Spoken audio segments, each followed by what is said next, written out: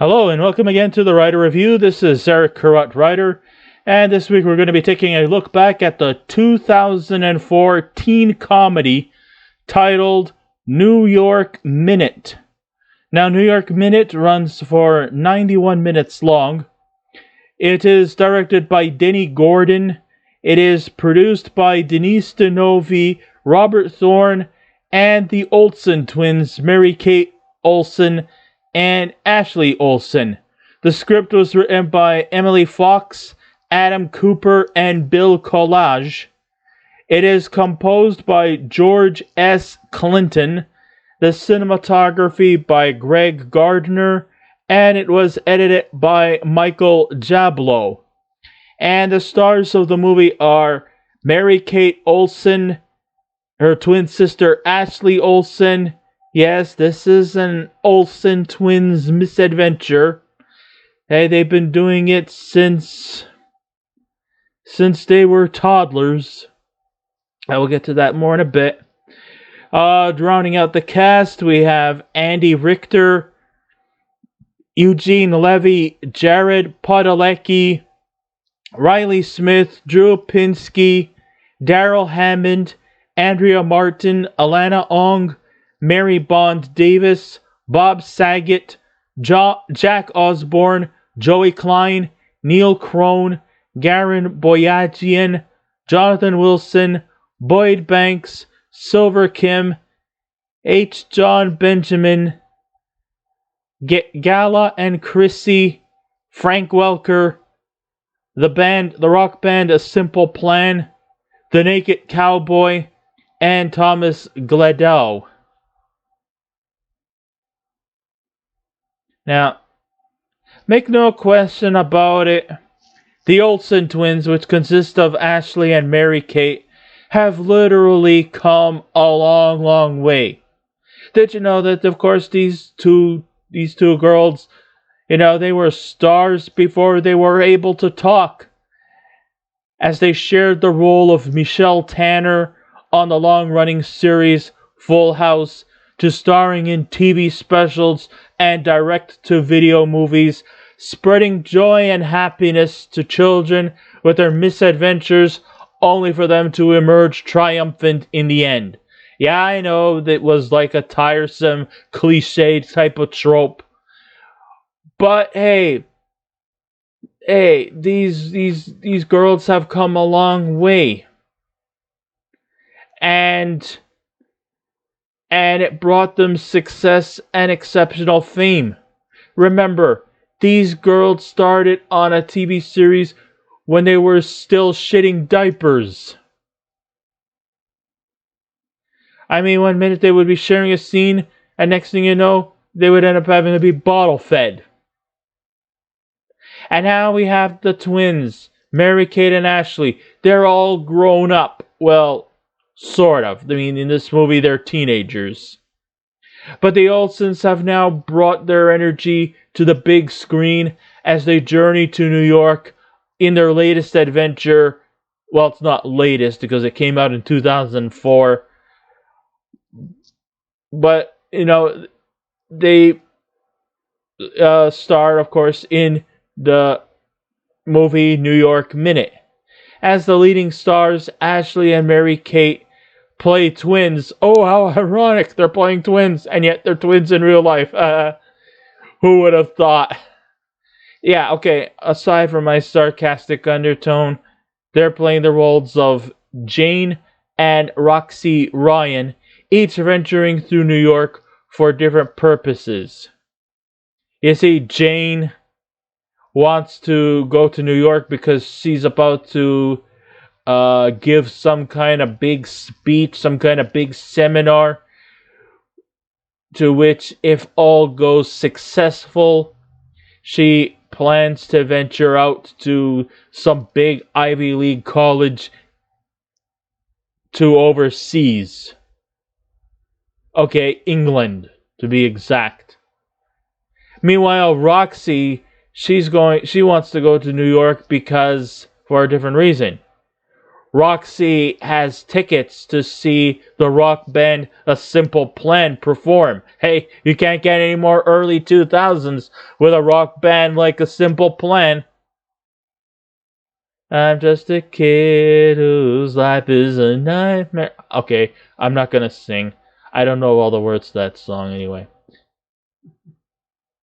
But I do know that song for sure by The Simple Plan. Hey, they're Montrealers. So we kind of sort of have to stick together, don't we? Okay. But one thing that remains the same, they each run into all sorts of chaotic mischief, whether it be intentional or unintentional. Of course, one of the famous Hollywood tropes about having twin characters play roles is that one is going to have a personality contrary to the other. It's a cliche. I mean, you can never have twins, both on the same wavelength. No, one has to be different from the other. Sure, they may look alike. Sure, they may talk alike. They may have the same physical features. But their personalities always have to contradict one from the other. Of course, on the one hand, you have Jane. She's the sophisticated, superior intellectual in academia, very neurotic, very obsessed with keeping a agenda book of her commitments and stuff like that. And if she kind of breaks off from that routine, she goes ballistic. Not only that, she's also germophobic, so when she goes to sit on the toilet to have a crap, she always places toilet paper on the seats. She is that neurotic. Sometimes I think maybe she might even border on the level of having Asperger's syndrome or obsessive compulsive disorder. With the way she kind of has this routine that she breaks away from her agenda commitments, she'll go ballistic. Meanwhile, you have Roxy Ryan, who probably might be the contrary to being obsessive compulsive or borderline Aspie, but still, maybe we could actually diagnose her as being maybe either dyslexic or have something like a short attention span. But however, Roxy Ryan is the free-spirited one. She doesn't really care too much about academia. In fact, she is actually kind of up Schitt's Creek. Get it? Because, you see, Eugene Levy was in the long-running Emmy-winning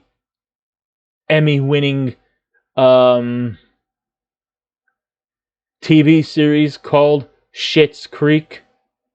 Although it's not spelled like S-H-I-T, but actually S-C-H-I-T-T. But it's still called Schitt's Creek. Anyhow, yeah.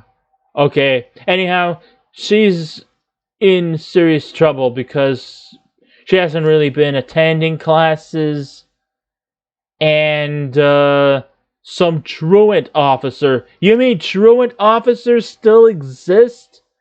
Anyways, he's going out of his ways to get Roxy Ryan to... Well, he's catching her, and in hopes that if he catches her, he's going to send her to a Catholic boarding school.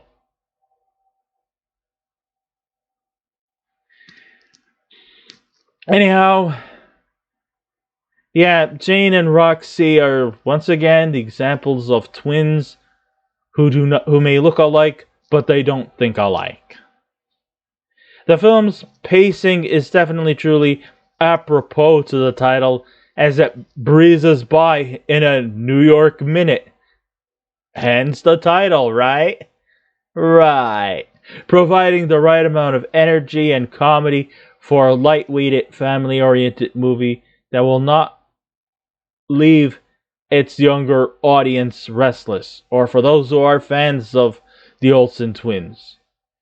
Sure, you may forget to realize that, they're not little girls anymore, they're now teenagers. So I guess it'll probably appease more to the teenage demographics rather than the little kiddie stuff like like I think they did some kind of like a movie very similar to Parent Trap. I know when they were little girls, they were in a Christmas movie called To Grandmother's House We Go, you know. But those were more appeared to they would probably appeal more to a much more younger age group, like toddlers and small children. This is more of a teen comedy, so we're probably leaning towards either preteens, like 12-year-olds, maybe up to the ages of maybe 15, 16. The older generation might find the pacing to be tedious and illogical, but this film is not set for the older audience. This movie was not maybe even set for somebody about my age, because I'm far from an adolescent. Yeah, I do look good for my age, but I'm not an adolescent. If you have teens around the ages of 12 to 17 years old, they'll probably have the time of their lives. Or if you're also a fan of, like early 2000s nostalgia and you want to delve back into the good old days, well, it's not like ancient history 2004, but like I said, a lot of things have changed as we speak. So, all happening on a single solitary day, Jane and Roxy Ryan carry a lot of baggage in their hands. They are seen traveling in a wide variety of vehicles while being chased around by desperate people who are after them.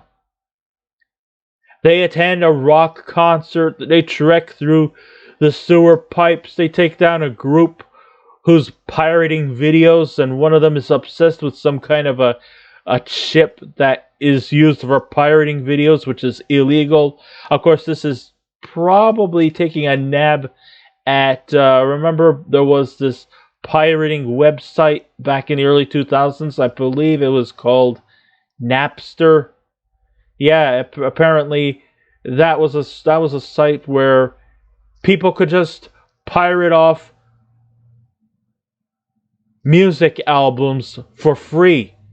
I mean, you wouldn't have to go out to a store and get a CD and purchase it. No, if you went to Napster, you could pretty much you probably actually can listen to an album to your heart's content pro gratis, without the artists who actually spent hours and hours in the studio performing the songs, doing all kinds of takes.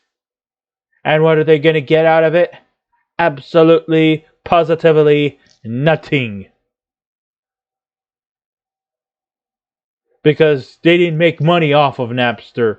And because of that, a rock band, of course, who you all know, Metallica, particularly James Hetfield and Lars Ulrich, won a lawsuit in a case against Napster to be taken down. And now Napster is a thing on the past. So, this whole thing about pirating videos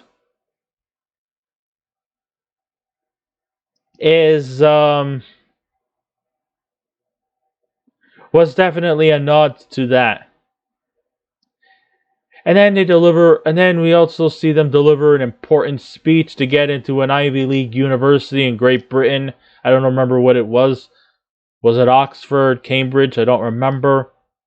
And of course, like all typical teenagers, they also eventually try to fall in love with the hot guy whose name is either Zach, Josh, Chad, or Justin. Because that's typical early 2000 names. And if you can't find a Zach, a Chad, a Justin, or a Josh, well, you can always settle for a Tyler or a Dylan or a Kyle, since those are all like early 2000 names. And even those names kind of had almost fell off the radar for more non-binary names like Madison, Cassidy, and Taylor.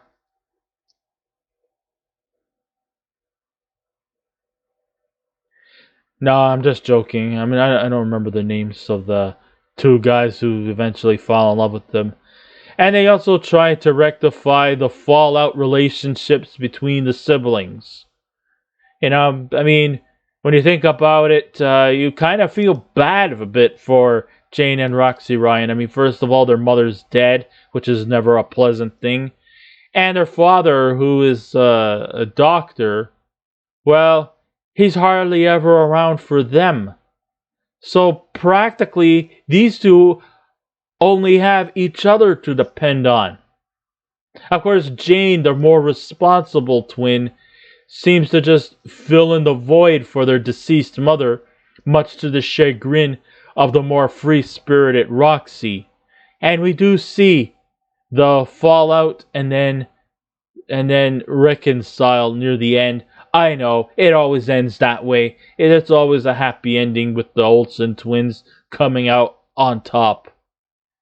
But then again, this is something that they've been following. That has always been the trajectory that they have fallen into since their infant years, their childhood years, and now it's manifesting into their adolescent life.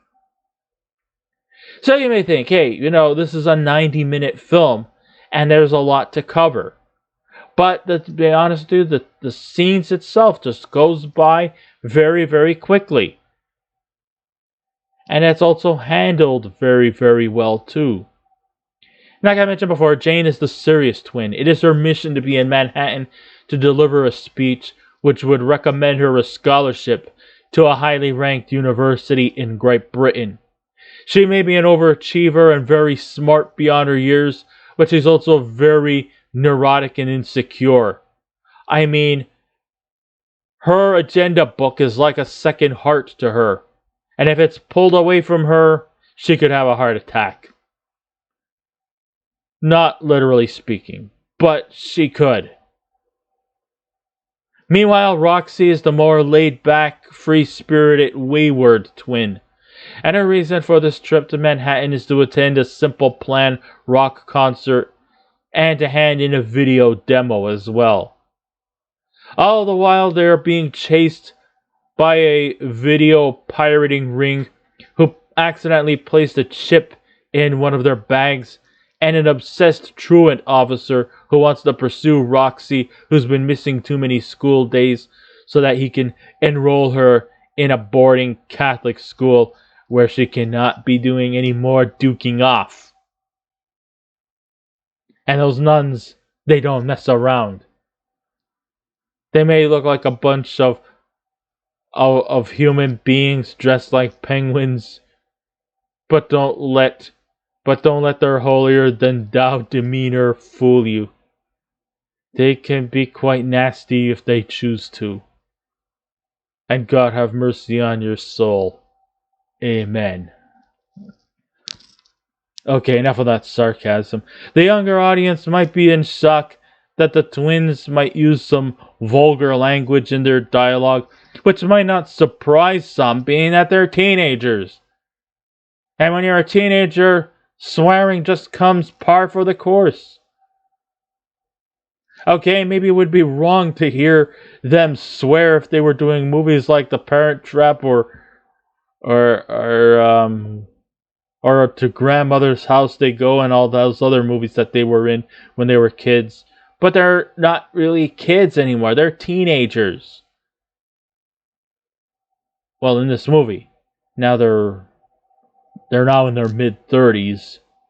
However, it will surprise others, being that it's hard to settle in to hear them speak like that, knowing that there was a time when they could barely talk at all during their Full House years.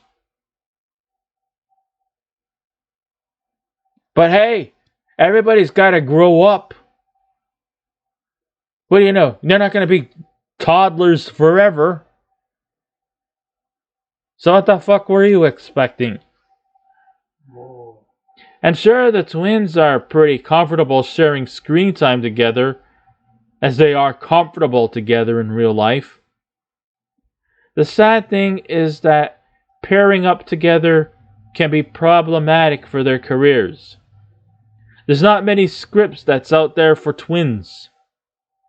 Plus, with the enhancement of CGI that can make duplicates of performers, like that movie there that Nicolas Cage was in where he played Donald and Charlie Kaufman. Oh, yeah, Adaptation. That's the movie I'm thinking of. Yeah, they had a CGI where they had a duplicate of Nicolas Cage. Nicolas Cage was actually playing a dual role. And I think also in the late 90s, Michael Keaton was in a movie called Multiplicity, where they also did some kind of camera work for him to play 3 roles when it was all the same. Because he was in some kind of a hammock that could make duplicate copies of himself so that he can actually multitask without the stress of doing one thing after another. One's a workaholic, one's a domestic worker, then there's him, and then there was some goofy duplicate who loved pizza. I kid you not. The movie was called Multiplicity. And they actually used sort of like CGI or some camera enhancements to make duplicates. I guess you could kind of get away with doing that, but the Olsen twins are real, authentic twins. And you don't need to make twin copies out of them. It might be just simpler and less profitable to hire a single performer and make a computer-enhanced duplicate of said performer. I also fear that the competitiveness that comes with starring in big pictures. One sibling might compete for the same role, and that they won't be able to pull off what they did in the 80s and 90s when they starred as Michelle Tanner on Full House. But fortunately, that didn't happen, as they pulled away from their acting days to sort of concentrate more on their fashion careers. And they also seem to have done pretty well for themselves. Will they ever want to return to acting? If they choose to. But they seem to be doing quite well for themselves in the world of fashion. And, in this movie, they do tend to wear very, very trendy clothes during their run. And the Olsen twins aren't the only performers who are in on the comedy factor of this movie. We also got veteran performers like Andy Richter and Eugene Levy. They steal every scene they are in. Richter is wonderful as a character who goes by the name of Benny Bang, a subservient deviant behind a corrupt piracy ring led by a Chinese proprietress. He remains loyal to her by passing himself off as Chinese, even though we all know that Andy Richter is Caucasian. Yeah, okay, I understand out there that people will shit on Andy Richter because of the fact that he's Caucasian pretending to be Chinese, and of course people will find that offensive because they'll probably say something like, why is he impersonating a Chinese person when he is actually Caucasian? Well, to those people who are offended by this, well, you can all just simply go to hell and lead the way. Because let's face it, it's not racism. And maybe it's not even what you would call cultural appropriation, but cultural appreciation. Sure, maybe he might come across as being offensive, stereotypical, and maybe even borderline racist. But still, if you could get past your neurotic demeanors, I'm sure you'll probably have a lot of fun at his character. I mean, he's not laughing at them, he's laughing with them. This is a comedy. It's not to be taken seriously. And sure, he might be riding a slippery slope in terms of cultural appropriation and systemic racism, but Richter succeeds in keeping his character funny while trying not to make his character offensive. Then you have Eugene Levy, who's been a comedy legend for over 5 decades. He shows great depth of comedy by playing a truant officer named Max Lomax, who's in hot pursuit of Roxy. His determination is at a similar level to the Tommy Lee Jones character of U.S. Marshal Sam Gerard in the 1993 thriller The Fugitive. So every time you think he caught Roxy, she always seems to slip by him. And to me, it almost feels like a cartoon type of atmosphere, where he's kind of almost like these antagonistic people, in the similar veins, like, I don't know, like a person who's just trying to do their job, and every time he comes close, he just slips by. It's almost like, like in the Bugs Bunny cartoons. Every time, somebody like Yosemite Sam or Elmer Fudd seem like they come close to catching Bugs Bunny always outsmarts them. Roxy does the same thing too with Mr. Lomax. She always slips by him just when he comes close. In the end, he looks like the fool. But that's the way his role was meant to be. There's definitely a lot of cat and mouse chases in this movie. From truant officers to corrupt video pirates. It's just a lot of fun.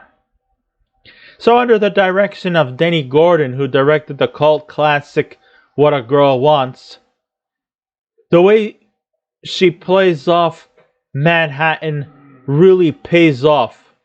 Though actually the filming wasn't really actually set in Manhattan. It was actually filmed in Toronto because for obvious reasons it's more cheaper to make a movie in Toronto than it is in Manhattan. I wonder if they had to paint any taxis yellow. Anyways.